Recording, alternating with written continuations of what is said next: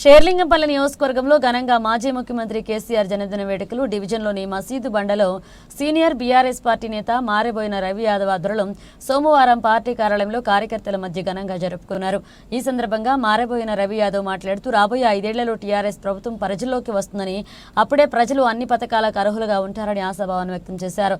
నియోజకవర్గంలో ఎన్నో సమస్యలు నెలకొన్న నేటి వరకు కాంగ్రెస్ పార్టీ నేతలు పట్టించుకున్న పాపాన పోలేదని ఆరోపించారు. అనంతరం కేక్ కట్ చేసి కార్యకర్తలతో పాటుగా నేతలకు నాయకులకు పంచిపెట్టారు. ఈ కార్యక్రమంలో మహిళా నాయకులు పాల్గొన్నారు.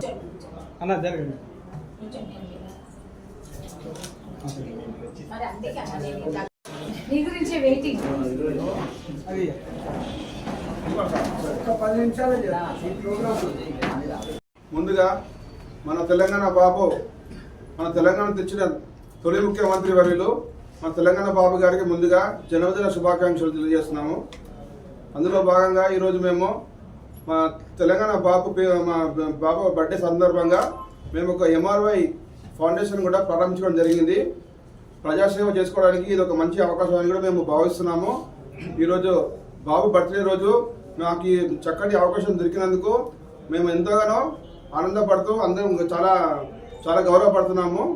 కావున అందులో భాగంగానే ఈరోజు మేము కూడా ఈ గవర్నమెంట్ మా మసబండ గవర్నమెంట్ స్కూల్లో మా మాజీ ఛాలెంజ్ చైర్మన్ గారు వచ్చి మా చెట్లు కూడా నాటడం జరిగింది. అందులో భాగంగా మా విద్యార్థులకు కూడా నోట్ బుక్స్లు కూడా ఇచ్చి మా బీఆర్ఎస్ నాయకులు అందరం కలిసి కూడా ఘనంగా నిర్వహించడం జరిగింది.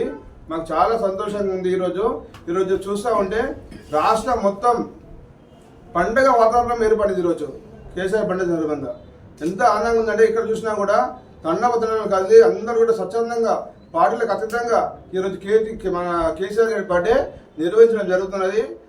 ఇలాంటి బర్త్డేలో మా ఒక అధినేత మళ్ళీ ఎన్నో చేసుకోవాలని ఆకాంక్షిస్తూ మా అందరూ ఇంకా ముందు ఆయన బాటలో మేము ముందు నడుస్తామని మేము దాన్ని చేస్తున్నాము.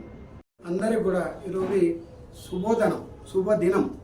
ఎందుకంటే కేసీఆర్ గారి బర్త్డే జరుపుకునే అవకాశం మాకు కలిగింది.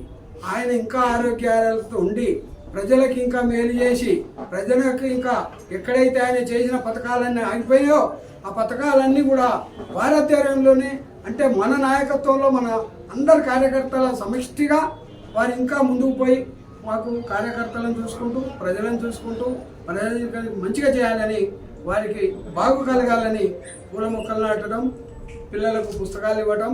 అదేవిధంగా మన రాజు రవి యాదవ్ గారు మనకు ఏమన్నాడంటే ఇట్లా కాదు, కొద్దిగా వేరే సేవా కార్యక్రమం చూస్తే బాగుంటుందని తను ఒక ఆలోచన చేస్తే దానికి రకరకాల అపండాలు వస్తాయనే ఉద్దేశంతో దీన్ని ఎంఆర్ఐ అని చెప్పేసి మనం ఫౌండేషన్ స్థాపించి రిజిస్ట్రేషన్ చేసి ప్రజలకు మేలైన సేవ చేయడానికి ఇది ఒక ప్లాట్ఫామ్గా గుర్తించి రాబోయే రోజుల్లో వారు కార్పొరేటర్ కదా పార్టీ ఏది నమ్మి ఏ పదవి ఇస్తుందో ఆ పదవికి న్యాయం చేసుకుంటూ తనెంబడి తిరిగిన కార్యకర్తలందరూ కూడా మంచి చేస్తానన్న దృక్పథం మేము ఒక 200 మంది అనుకుంటే 750 మందితోటి ప్రోగ్రాం చేయడం జరిగింది.